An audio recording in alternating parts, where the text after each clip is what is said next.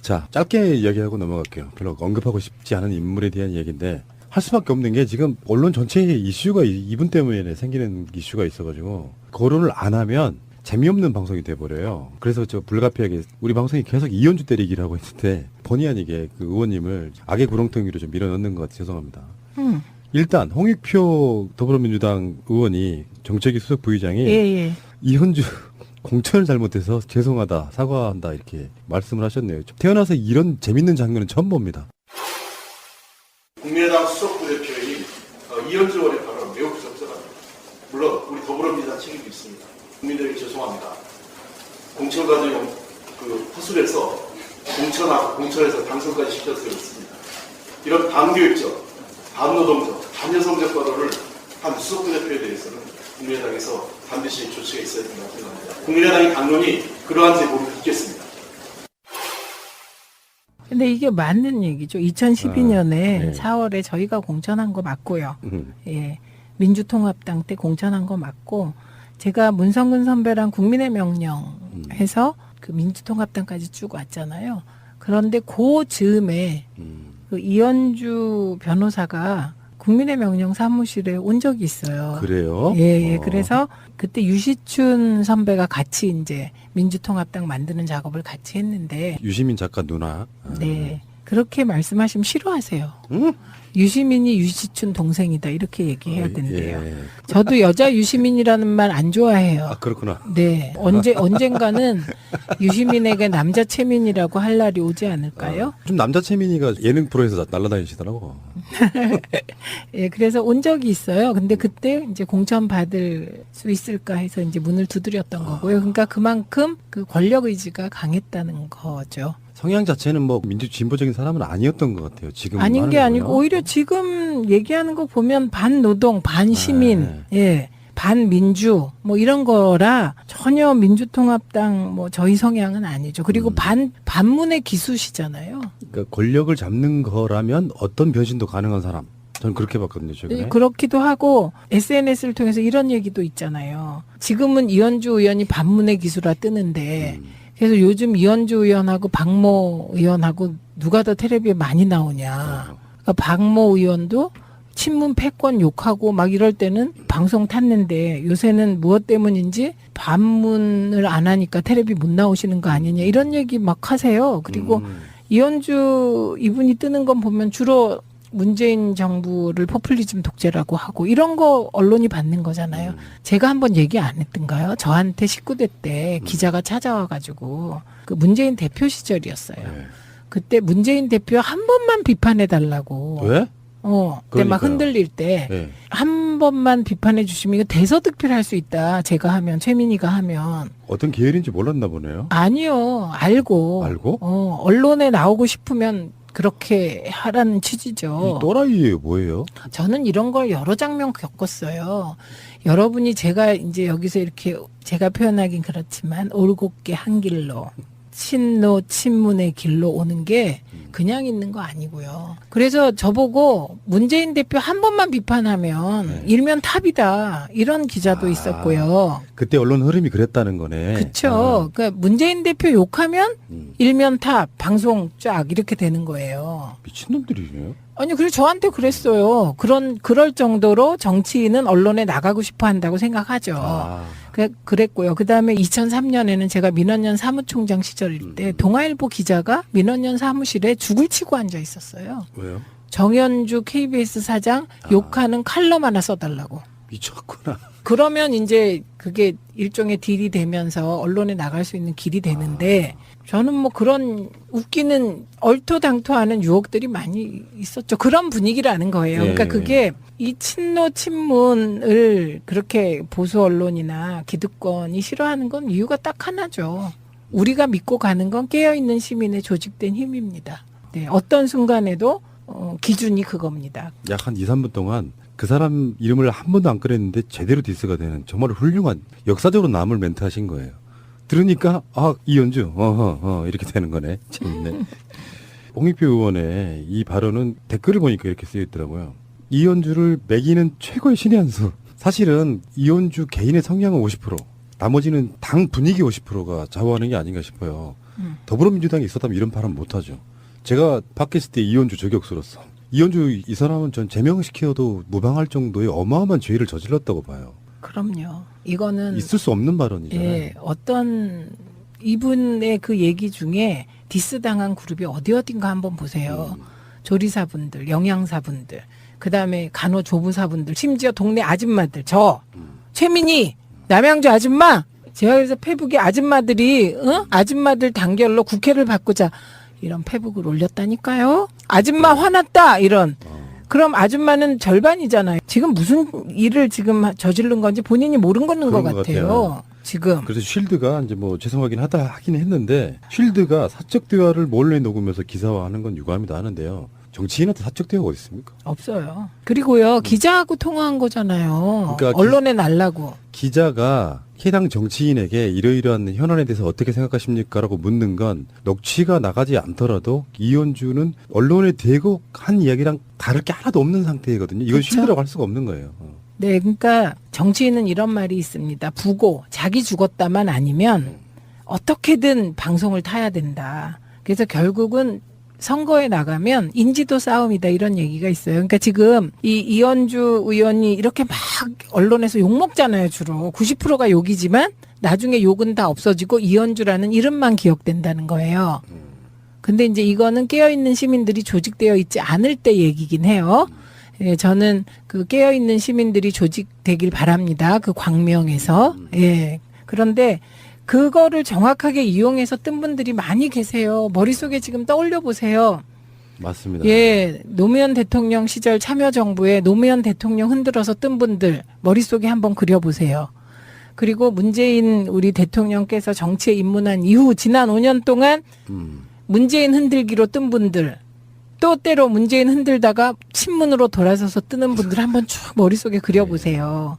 그래서 이게 정치인과 언론의 관계는 정말 숙명적인 관계이거든요. 그러니까 말씀하셨듯이 기자들은 무조건 녹음한대요. 당연하죠. 네, 무조건 녹음이에요. 그거를 네. 정치인들 다 알아요. 심지어 저도 모든 통화 녹음돼요. 저랑 통화하면. 어머, 몰랐네. 근데 써먹은 적은 한 번도 없지. 네, 당연히 언론 전문가시니까 이따가 이제 네. 그런 얘기가 나오겠지만 언론의 속성이 사실은 정치를 굉장히 나쁘게 만들어버리는 특성도 갖고 있잖아요. 자극적이고 주목받는 것들이 경쟁을 하다 보니까 언론은 사실 그런 사명감도 있어야 되잖아요. 역사적으로 뭔가 바람직한 방향으로 끌고 가려고 하는 사명이 있어야 되는데 너무 말초적인 방향으로만 가다 보니까 자극적이고 센 발언하는 정치인들을 키워주고 그 사람들이 그걸로 인지도가 생기고 그러면서 반대파 쪽에서는 소영웅 씨 대접받는 그런 분위기도 좀 즐기는 것 같고 그렇다 보니까 개판돼 버리는 거라고 생각이 들거든요. 정말로 바람직하게 뭔가를 열심히 활동하는 묵묵히 활동하는 우리 미니미니 의원님 같은 경우는 언론에 안 나는 거예요. 그래서 저 19대 때 언론에 가장 많이 난 비례인데요. 이제 예를 들자면 근데 이제 이거를 얼마나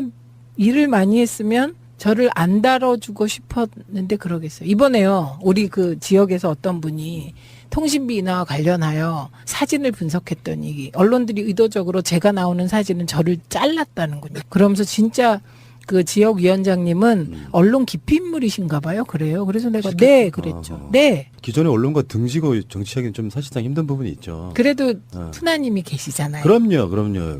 사실 웬만한 뭐 매체들보다 저희들이 훨씬 듣는 독자 수가 훨씬 많거든요. 그럼요. 네. 그러니까 이제 최민희의 존재감은 이게 이렇게 이제 우리 아이들이 지켜주는 그 존재감으로 이렇게 가고 있는데 말이 좀 이상하긴 하는데 이현주 의원이 지금 일종의 전 노이즈 마케팅이라고 봐요. 원했건 원하지 않았건 그러면서 계속 존재감 과시하고 있고 뭐 일설에는 이제 국민의당 당대표 선거에 나가려고 저런다 뭐 등등의 여러 가지 이야기가 있고 그런 과정 속에 국민의당은 정말 국민으로부터 점점 멀어지고 있고 네. 그래서 제가 뭐 레벨은 좀 안 맞습니다만 제가 하나 가져온 게 이제 강현재 씨라고 아시죠? 제가 그분을 어떻게 모르겠어요. 지난 대선 때 저하고 정말 진검승부? 어쨌든. 현역도 안 해본 사람이 뭐 그렇게 레벨을 같이 그런 식으로 맞췄대요. 정표에. 아니, 그거는 할 수 없죠. 뭐. 그쪽 캠프의 대변인 맡고 막 이러니까. 근데 강현재 씨가 지금 국민의당을 탈당하면서 왜냐하면 악행이 되게 뛰어난 인물이고 악행이 유명한 사람이었기 때문에 그 사람이 그 당에서 뛰어내렸어요. 뭐 가끔씩 그런 표현하죠. 난파선에서 이렇게 탈출한다고. 강현재가 가장 먼저 탈당을 해버려요. 그래놓고 이제 비오는 이런 거야. 국민의당에 새 정치가 없더라. 탈출 이렇게 되는 상황이거든요. 이게 되게 슬프고 우퍼요. 재밌기도 하고 웃기기도 하고. 지금 이현주, 강현재 두 전직 여성 변호사, 정치인들이 국민의당의 현 주소를 적나라하게 보여주고 있는 거죠. 막말 정치. 그리고 새 정치를 얘기하면서 구태 정치, 흔들기 정치. 그거에 앞장섰던 분들이죠. 그리고 근데 더 웃기는 거는 강현재 전 부대변인이 탈당하면서 한 탈당의 변이 되게 웃겨요. 국민의당이 제3의 중도의 길을 가는 정당도 아니고 전국 정당도 아니고 안철수의 새 정치도 없다고 판단했대요. 이제 알았냐? 그러니까요. 그러니까 이분은 성향상 저는 이현주 의원하고 이 강현재 씨는요. 성향상 사실은 보수의 오른쪽 끝에 가까워요. 얘기하는 게. 자유한국당으로 가셔야죠, 사실은. 자유한국당보다 조원진 또 창당했대요. 네, 그 창당한 당 이름도 기억 안 나는데 새누리당에서 또 이렇게 제명당했어요. 그래서 출당당해가지고 또 당 만들고 그런데 이 양반 드디어 이제 전임맨의 길로 들어섰어요. 거기에 정미홍, 그러니까. 변희재와 같이 하죠. 근데 그런 정도와 맞습니다. 같지 않나요? 인식 수준이. 이야기 좀 잠깐만 놔볼게요. 네. 구성에서. 그러니까 정치판에서 부류는 여러 가지가 있다고 생각이 네. 드는데 사실 상당히 공감하실 거예요. 민주 진보 세력에서 학생운동도 좀 했거나 그런 비슷한 결로 이렇게 살아오다가 인재풀이 없다 보니까 이제 김대중 대통령이나 이런 정당들에서 많이 수혈을 하잖아요. 근데 정권을 잡으려고 또는 잡고 보니까 또 집권해서 필요한 마인드가 있어서 또 이렇게 수혈하시는 분들이 있잖아요. 특히 이제 네. 당시에 뭐 장관을 지냈거나 예, 하시는 테크노크라트. 분들. 예. 그렇게 들어왔는데 어느 날 이제 민주 진보 세력이 어떤 정통성은 지키고 쭉 가고 있다가 그 사이에 이제 그 사회 명망의 엘리트들을 수혈하는 과정도 있고. 근데 문제는 이제 분당되기 시작하면은 저희 동네를 보면 그래요. 국민의당이 생기는 과정. 같은 당에 있던 사람들이 출마하려고 예비후보로 등록한 사람이 한 10명 돼. 그런 사람들이 국민의당이 분당해 나가는 과정이 생기니까 반이 국민의당 갈아타요. 근데 이 사람들 이력을 제가 다 봤어요. 명함 받으면서. 진짜로 이쪽에서 열심히 활동하러 운동한 사람들은 거의 없어. 그러니까 국회의원 당선만 가능하다면 그 당시에 새누리당도 가고 새정치민주연합도 가고 아무 데나 갈 수 있는 사람들인데 분당이 되면 그만큼 그 사람들 일자리 공간이 좀 생기는 거거든요. 그러니까 공천 받을 수 있는 정당에 어중이 떠중이들이 다 몰려드는 관계. 그렇다 보니까 사실 낭중지추가 되는 거예요. 그 마인드가 그대로 표출되니까 분노심이 일으키고 어떻게 이 사람들이 민주를 비방하는 정당 위에 있었던 거지 굉장히 분노스러운 거예요. 그런 그룹이 있죠. 그 지역위원회를 제가 운영을 해보면서 그 현실로 느끼는 거잖아요. 그래서 최근에 그 대선 과정에서 국민의당으로 갔다가 탈당하고 우리 당 오시겠다는 분들이 많이 계셨습니다. 그런데 그런 분들 중에 상당수가 호남향후회하고 연계해서 들어오시기도 하는데요. 그게 이제 부분적으로 받아들이죠. 당에서는 이 입당 심사라는 게 있습니다. 그리고 그 지역위원장이 동의하지 않으면 입당이 절대로 안 돼요. 그래서 그런 심사 과정을 거치고는 있죠. 그런데 그런 그룹이 있죠. 지금도 벌써 난파선에서 지금 강 변호사 뛰어내렸잖아요. 그런데 지역에서도 더 탈당 러시가 일어나고 있다는 얘기인데 우리 정서는 좀 아니죠. 네. 현역 하나만 좀 뛰어내려주면 이게 굉장히 쓰나미처럼 갈 가능성도 있죠. 유력하는 사람 한 사람 정도. 뭐 그렇긴 하지만 저는 이제 확실한 것은 민주당이 그런 분들을 받아들이지 않아야 한다는 거. 총선 즈음해가지고 자기 살 길 찾겠다고 탈당하고 민주진보 세력의 어떤 위기 같은 건 전혀 의식 없이 그 지역에 가서 아주 안전빵으로 당선되신 분들 사실상 완전 정치계의 적폐라고 보거든요. 대부분은 다. 그중에 일부는 괜찮으신 분들이 있겠죠. 그런 사람들이 지금 현재 숨도 쉬지 못하고 있는 정도의 분위기는 결국은 전 시민들이 만들어낸 거 보는데 그게 너무 이제 국민의당이 어떤 제보 조작 게이트에 있어서 반응이 너무 적반하장이다 보니까 국민들이 어이없어 하는 거예요. 정말 나오는 말 한마디 한마디가 뒷골 땡겨가지고 이렇게 뒷목 잡게 만드는 이런 정도 되면은 저는 법이 긴급법 이런 게 좀 생겨가지고요. 정당 해체시키는 거를 폭전속결을 할 수 있는 긴급 법안 정치인들이 하지 마시고요. 국민들이 한번 저 했으면 반대합니다, 그거. 왜요? 왜요? 통합진보당을 그런 식으로 해산하는 거에 저는 반대합니다.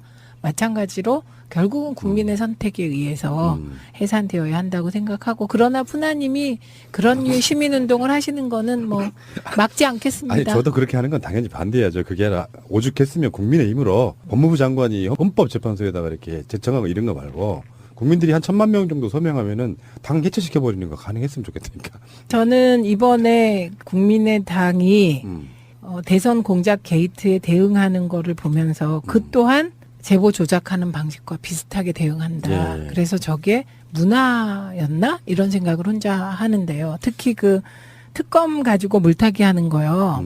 이 부분에 대해서 제가 이제 쭉 대변인들 대응을 봤는데요.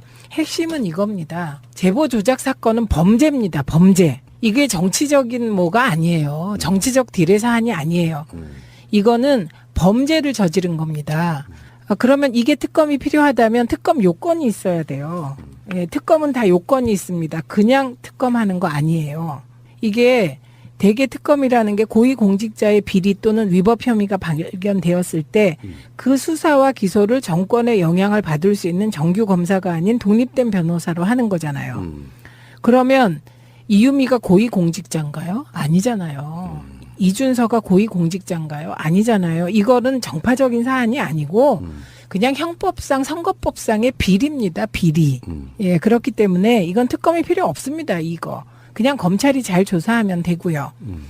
그다음에 그럼에도 불구하고 이번 제보 조작 사건은 범죄인데 문준용 의혹은요. 야당들이 부풀린 의혹이고 시비거리입니다. 하나는 범죄임이 확실하고 하나는 야당이 부풀린 의혹인데 그거를 동일선상에 놓고 쌍끌이 특검을 하자.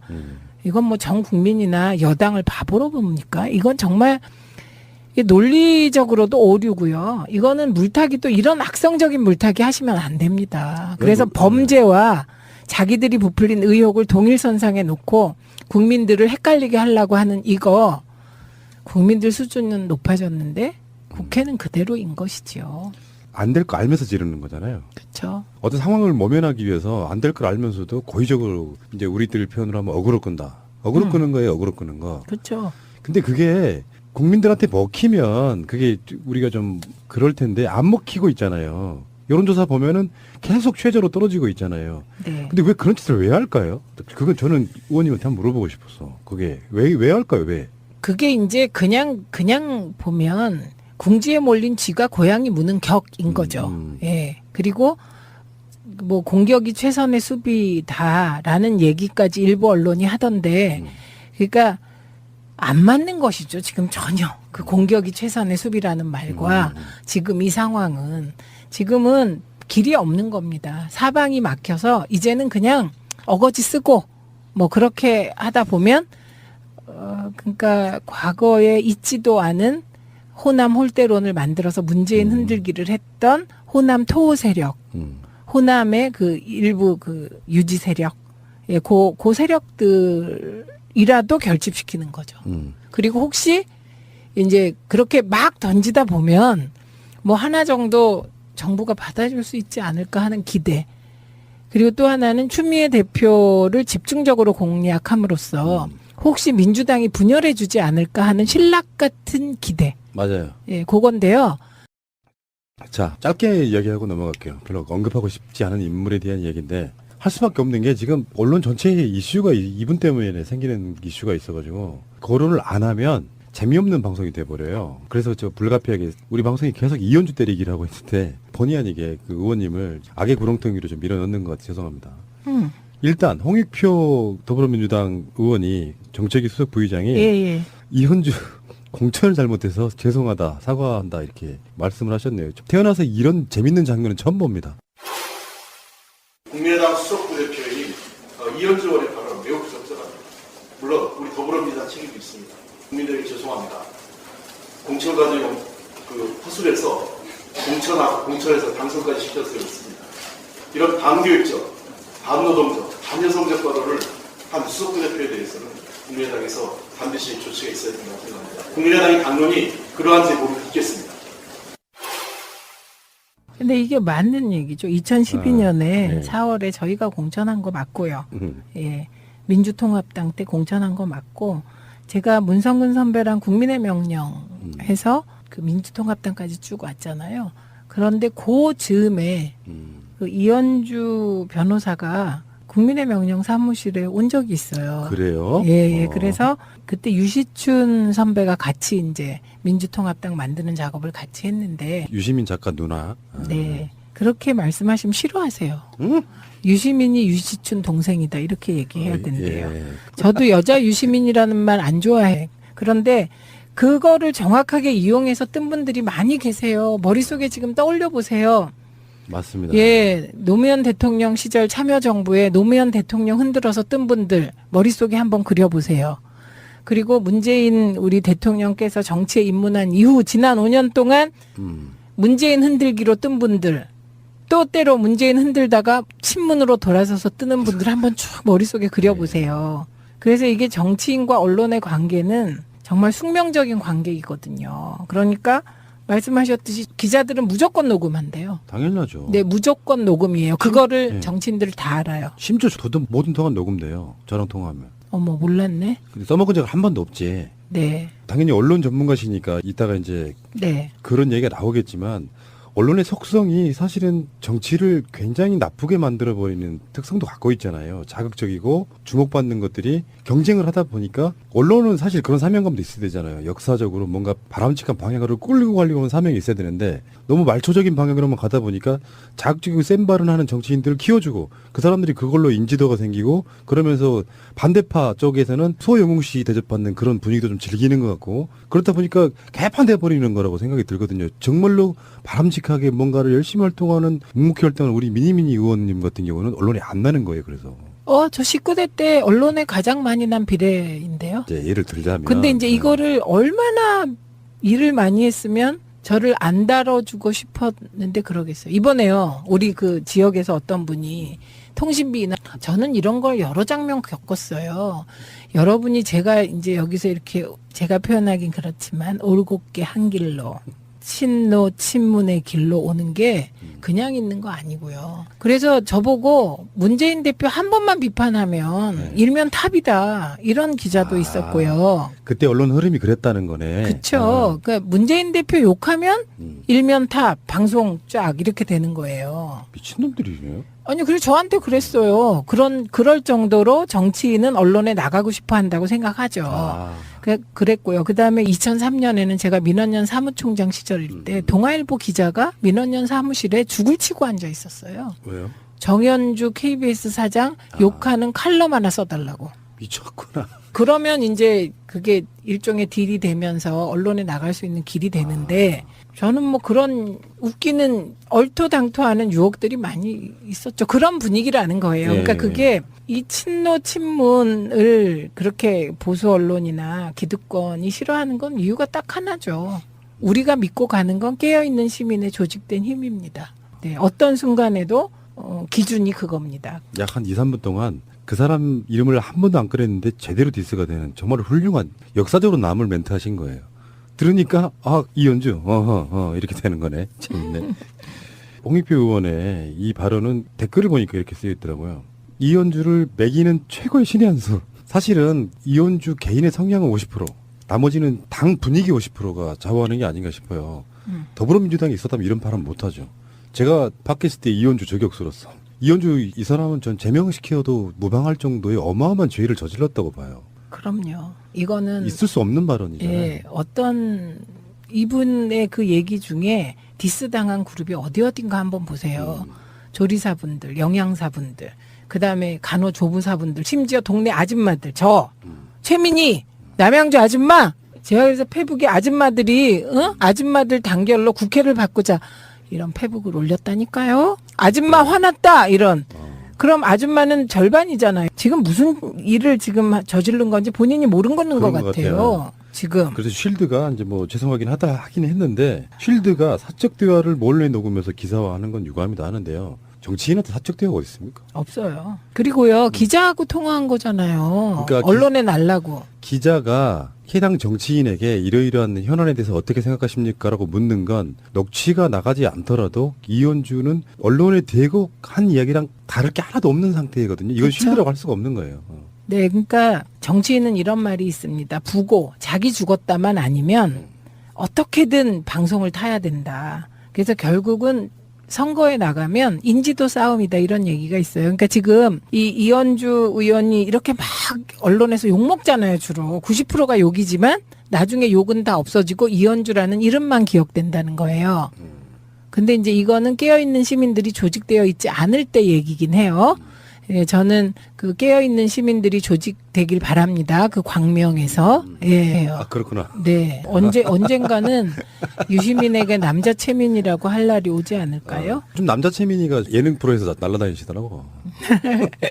예, 그래서 온 적이 있어요. 근데 그때 이제 공천 받을 수 있을까 해서 이제 문을 두드렸던 거고요. 그러니까 그만큼 그 권력 의지가 강했다는 거죠. 성향 자체는 뭐 민주 진보적인 사람은 아니었던 것 같아요. 지금 아닌 게 하는 아니고 거군요. 오히려 지금 얘기하는 거 보면 반노동, 반시민, 네. 예, 반민주 뭐 이런 거라 전혀 민주통합당 뭐 저희 성향은 아니죠. 그리고 반문의 기수시잖아요. 그러니까 권력을 잡는 거라면 어떤 변신도 가능한 사람. 저는 그렇게 봤거든요, 최근에. 네, 그렇기도 하고 SNS를 통해서 이런 얘기도 있잖아요. 지금은 이현주 의원이 반문의 기수라 뜨는데 그래서 요즘 이현주 의원하고 박모 의원하고 누가 더 텔레비에 많이 나오냐. 그러니까 박모 의원도 친문 패권 욕하고 막 이럴 때는 방송 탔는데 요새는 무엇 때문인지 반문을 안 하니까 텔레비 못 나오시는 거 아니냐 이런 얘기 막 하세요. 그리고 이현주 이분이 뜨는 건 보면 주로 문재인 정부를 포퓰리즘 독재라고 하고 이런 거 언론이 받는 거잖아요. 제가 한번 얘기 안 했던가요? 저한테 19대 때 기자가 찾아와가지고 그 문재인 대표 시절이었어요. 네. 그때 문재인 대표 한 번만 비판해 달라고. 왜? 그때 막 그러니까요. 흔들릴 때 네. 한 번만 비판해 주시면 이거 대서특필 할 수 있다. 제가 하면 최민희가 하면 어떤 계열인지 몰랐나 보네요. 아니요 알고 알고? 언론에 나오고 싶으면 그렇게 하라는 취지죠. 이 또라이예요, 뭐예요?